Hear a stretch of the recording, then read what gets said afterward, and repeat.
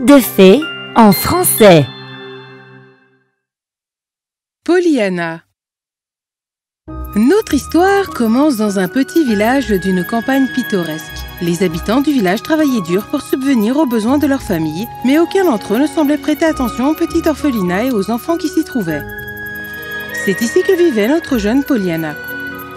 L'orphelinat était devenu sa maison il y a quelques mois après le décès soudain de ses parents. Heureusement pour Pollyanna, sa tante Polly, la tante Polly qui lui avait donné son nom, habitait juste en bas de la rue et était prête à l'accueillir. « Êtes-vous ma tante Polly ?»« Non, ma chérie, je suis sa femme de chambre, Ginger. Laissez-moi vous emmener la rencontrer. »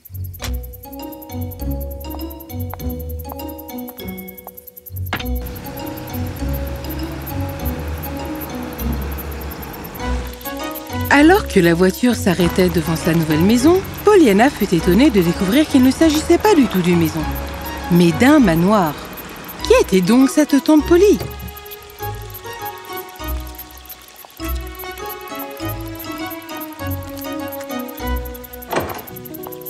Ginger, emmène les affaires de la fille à l'étage, au grenier.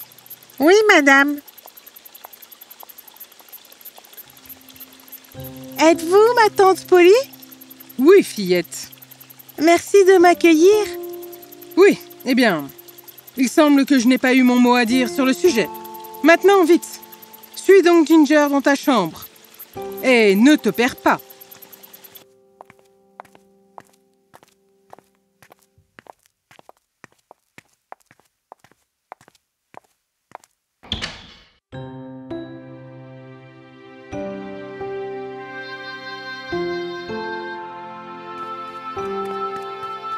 Que c'est beau! Vraiment? Oui! Regardez tout l'espace! Et vous voyez? Cette belle fenêtre donne sur la cour! Tante Polly m'a donné la meilleure chambre de la maison. Eh bien, c'est une façon de voir les choses. Il n'y a pas grand-chose à faire ici, si ce n'est d'essayer de rester à l'écart de tante Polly. Le dîner est à 18h précises. Si vous êtes en retard, ne serait-ce qu'un instant, vous serez puni. Est-ce que c'est clair? Oui, madame. Merci, madame.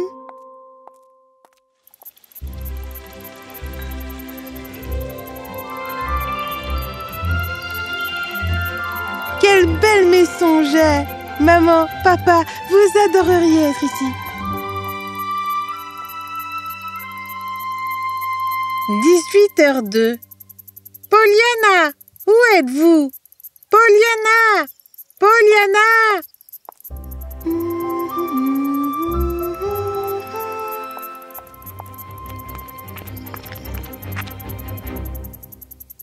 Le dîner a commencé il y a 5 minutes.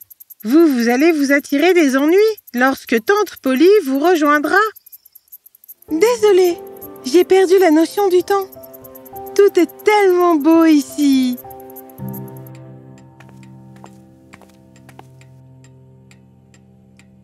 Tu es en retard. J'étais dehors et j'admirais les belles fleurs et les nuages.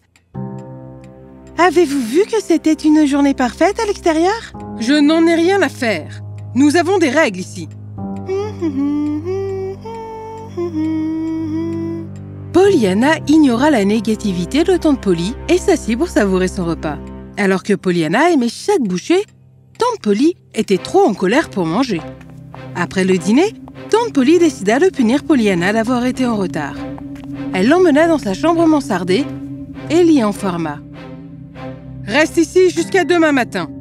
Prends le temps d'apprendre quelques bonnes manières. » Tante Polly claqua la porte et laissa Pollyanna sur son lit. Au début, Pollyanna était triste. « Oh, maman, papa, vous me manquez tellement. Tante Polly ne me comprend pas que le monde a tant à offrir. Elle ne voit que les participes terribles. J'aimerais que vous soyez là pour m'aider. S'il vous plaît, donnez-moi un signe que tout ira bien. » Juste à ce moment-là, le vent souffla les rideaux devant la fenêtre ouverte de Pollyanna. Pollyanna le remarqua et se dirigea vers l'extérieur. C'était une belle soirée. De l'autre côté de sa fenêtre, Pollyanna vit la lune et les étoiles brillaient sur les fleurs de la cour. Waouh! C'est incroyable! Comme un tableau! C'est exactement ce dont j'avais besoin. Merci maman et papa. Même si je suis enfermée dans ma chambre, j'ai toujours le ciel nocturne à apprécier. Et je n'aurais pas pu en profiter autrement. J'essaierai de montrer à Tante Polly qu'il n'y a pas de mal à être heureux et à voir le bon côté des choses. Je sais. Je vais lui apprendre le jeu du bonheur. Le lendemain matin, après que Ginger eut déverrouillé la chambre de Pollyanna, les deux se dirigèrent vers le village pour acheter quelques objets. Pollyanna adorait regarder les différentes devantures des magasins et saluer les gens. Mais il y avait un homme en particulier qu'elle remarquera le plus.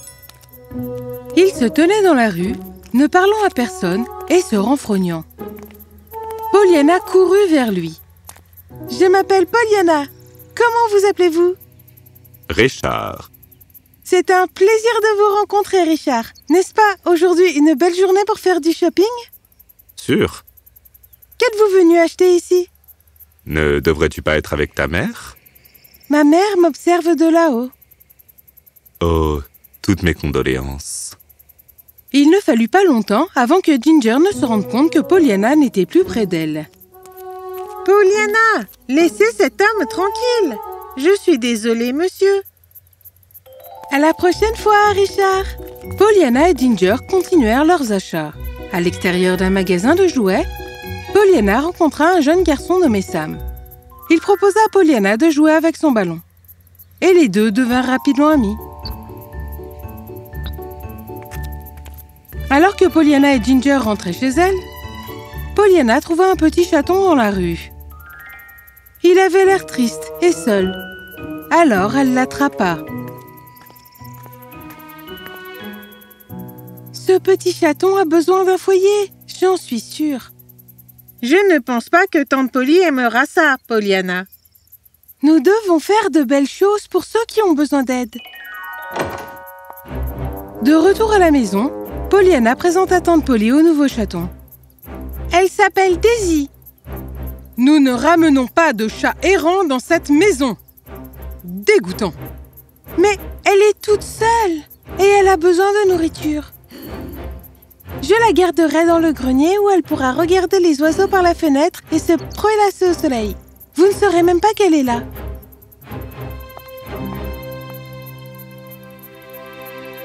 Chaque semaine, quand Ginger faisait les courses, Pollyanna l'accompagnait au village. Elle jouait avec Sam aussi souvent que possible et leur amitié se renforçait. Sam fut la première personne à qui Pollyanna enseigna le jeu du bonheur. Le jeu du bonheur est facile. Tiens, je vais te montrer. Dis-moi, qu'est-ce qui te rend le plus triste ? Tous les soirs, ma mère nous prépare la même soupe. Je suis triste que nous n'ayons pas l'occasion d'essayer quelque chose de nouveau. Voici comment jouer. Prends un moment et imagine quelque chose de bien pire. Comme ne pas avoir du tout de nourriture ? Exactement. Imagine que tu n'aies plus rien à manger du tout. Même si c'est la même soupe, au moins tu manges. Vous n'avez jamais faim. Tu as raison. Je me sens mieux. Sam et Pollyanna adoraient ce jeu du bonheur. Au cours des semaines suivantes, Pollyanna enseigna le jeu du bonheur aux autres habitants du village. Tout le monde était impressionné par sa positivité. Un après-midi, Pollyanna décida de ramener Sam à la maison pour rencontrer Tante Polly. « Tante Polly, c'est Sam !»« C'est un plaisir de vous rencontrer, Tante Polly. »« Pollyanna, qu'est-ce que je dis sur le fait de ramener des animaux errants à la maison ?»« Mais... » »« Je ne suis pas un animal errant. » Sam fut très blessé par les paroles de Tante Polly. Il sortit de la maison en pleurant. « Sam, attends !» Pollyanna courut après Sam. Il regarda des deux côtés, puis traversa la rue. Dans sa précipitation, Pollyanna ne regarda pas des deux côtés. Elle courut après Sam, et c'est alors que quelque chose de terrible se produisit. Après l'accident, Pollyanna resta très longtemps à l'hôpital. Les médecins ne savaient pas quoi faire. Nous ne savons pas si Pollyanna pourra un jour marcher à nouveau. Ma pauvre! Même si elle était alitée, Pollyanna restait positive. Elle enseigna aux infirmières et aux médecins le jeu du bonheur et tous sourirent puis rirent ensemble. La seule personne qui ne savait pas jouer était Tante Polly. Pollyanna, comment fais-tu pour rester aussi positive? C'est le jeu du bonheur! Je n'en ai jamais entendu parler. Je peux vous l'enseigner. Richard avait entendu parler de l'accident de Pollyanna et s'était précipité à l'hôpital le plus rapidement possible. Au cours des semaines suivantes, il s'asseyait à côté du lit de Pollyanna avec Tante Polly et Ginger. Lui et Pollyanna parlaient de tout ce qui se passait sous le soleil et étaient devenus des amis proches. Un jour, il confia un secret à Pollyanna. J'ai connu ta mère. Vraiment? Oui, j'étais amoureux d'elle. Mais elle aimait ton père. Nous n'avons jamais pu être ensemble. Je peux voir tellement d'elle en toi. C'est incroyable! J'ai plus d'argent que je n'en aurais jamais besoin. Veux-tu venir vivre avec moi? Je peux prendre soin de toi. Nous pouvons réapprendre à marcher. Oh, waouh! Je ne pense pas que je pourrai jamais quitter Tante Polly. Mais je pense que je connais quelqu'un d'autre qui pourra vraiment avoir besoin de votre aide. Richard partit l'après-midi avec la promesse de retrouver Pollyanna dans un jour ou deux. Pollyanna parla à Tante Polly de la demande en mariage de Richard et Tante Polly et Ginger pleurèrent à chaudes larmes en apprenant sa décision de ne pas les quitter. Je comprends maintenant, Pollyanna. Tu es un rayon de soleil dans une vie remplie de nuages et de pluie. Je ne te laisserai jamais partir. Nous vous aimons. Merci de nous avoir montré comment trouver la beauté dans la vie. Nous chérissons chaque moment que nous passons avec toi. Richard utilisa son argent pour payer des médecins spécialisés pour aider Pollyanna à réapprendre à marcher. Ce qui finalement fonctionna après des mois de pratique. Pollyanna rentra chez elle pour être avec sa tante Polly et Ginger. Richard rencontra Sam et grâce à Pollyanna, décida de l'embaucher comme assistant. Sam apprit beaucoup de Richard et put fournir de l'argent supplémentaire à sa famille. Il n'avait plus besoin de manger de la soupe tous les jours. Ce soir, nous mangeons de la dinde et des pommes de terre. Délicieux. Chère maman et papa, vous me manquez tous les jours. Tante Polly a enfin appris à voir les bons côtés de la vie. Même lorsque nous nous sentons tristes, il y a toujours quelque chose d'heureux dont nous pouvons nous souvenir pour changer notre point de vue. Sam et Richard sont heureux ensemble et je peux enfin marcher à nouveau. Chaton Daisy est la fille la plus adorable du monde. Je suis si heureuse. Je vous dois tout pour m'avoir enseigné la positivité et la grâce.